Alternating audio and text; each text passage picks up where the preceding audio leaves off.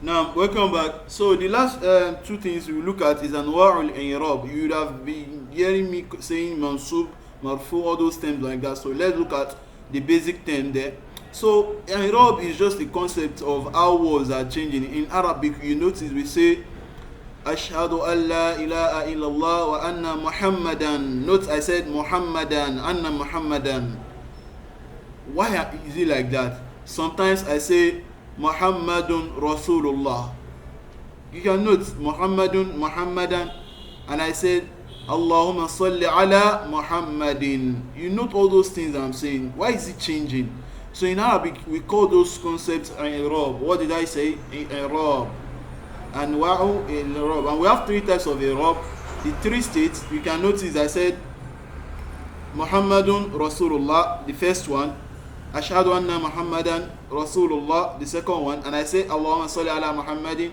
So these are the three main concepts of i'rab, the three different parts of i'rab. The first one we call it ar-raf'u, the second one we call it an-nasbu. That is the state, the kind of attempt to denote how it is changing. So you will look into what we mean by them. We call them al-jar. So the basic wa alamatu al-asliya thalatha, the basic sign we use is three. That is, asliya means like the foundational sign we use to denote all those states is three. Number one, ad-dummatu li raf'i. That is why you see I say when I say marfu, I said I mean dumma and its representative, because dumma is actually the mother of all those other things we use to represent raf'u. So anytime you see dumma denotes a state of raf'u. So wal fatha lin nas wal kasra lil jar. So you still learn other signs that we use for raf'u, other signs that we use for nasbu, and other signs we use for jar. So when you hear me saying majrur, I mean kasra, something like that. When you see me say mansub, I mean the thing that took fatha or its representative. And when I say marfu, it is derived from the raf'u, that is dhamma, and what takes dhamma and its representative. So al-ismul marfu is an ism that is taking dhamma or its representative, that is other kitab. So this kitab you can see marfu, just like we say Muhammadun, and all those marfu, they have not been affected somehow. So if you say ismu mansub, it means it's taking fatha and its representative. So you still know the fatha, because fatha is what you have learnt that we call mansub.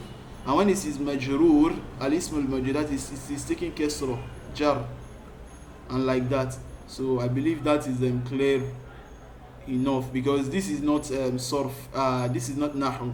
So it is in now that you learn all these things in depth. This is just to give you a taste so that you appreciate our text, the rusul lugha, and you understand because the lessons are divided into all these goals. So I want you to kind of achieve the most of it. So hati is another thing that was made mention of here, and it is fi'l al-amr. It's just a fi'l, an imperative, that it used to request the occurrence of something. You want something to happen. So these are the verb we use. So it does not change. That is the way it is. Ta'uhu, it does not change. That it cannot move from. You don't have the madi, the past tense, present. That is the way it is. So you cannot say ati, yahatu, something like that. So it is in the imperative. Imperative, it is origin. Imperative is the origin of the word. So it does not change. So it maintains that imperative from it. It does not move to the past tense, the present tense. Please note this verb. That is the way it is. So ta'uhu maksura da'iman, and it is this ta, the way it is always in kasra. That is, this is the form. إذا اتصلت به واو الجماعة so فتكون تاء مضمومة. So if you add waw al-jama'a, that is wow to denote many persons, it becomes hati plus wow of many people becomes atu burhanakum, when Allah said in Surah Al-Quran, that is bring your evidence. Hatu burhanakum in kuntum sadiqin. Qul hatu burhanakum in kuntum sadiqin. Allah said that in Surah in the Quran.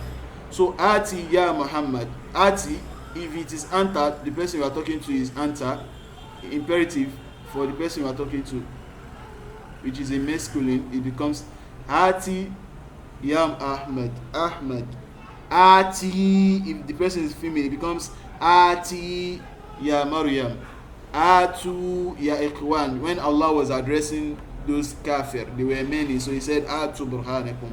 Atu ya Ikhwan. And if it is many, it becomes atina ya akhawat. This is the major part of the lesson. And let's look at and the meaning means atini, that is give me. Ati means give me. So if I say atil wajiba ya salih, that is give me the assignment ya salih. Ati dafatira, ati ad-dafatira ya su'ad, because su'ad is feminine, so it becomes ati dafatira, give me the exercise books ya su'ad.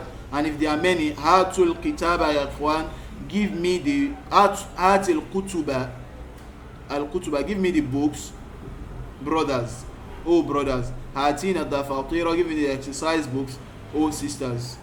Okay, barakallahu fik wa jazakumullahu khairan for staying tuned.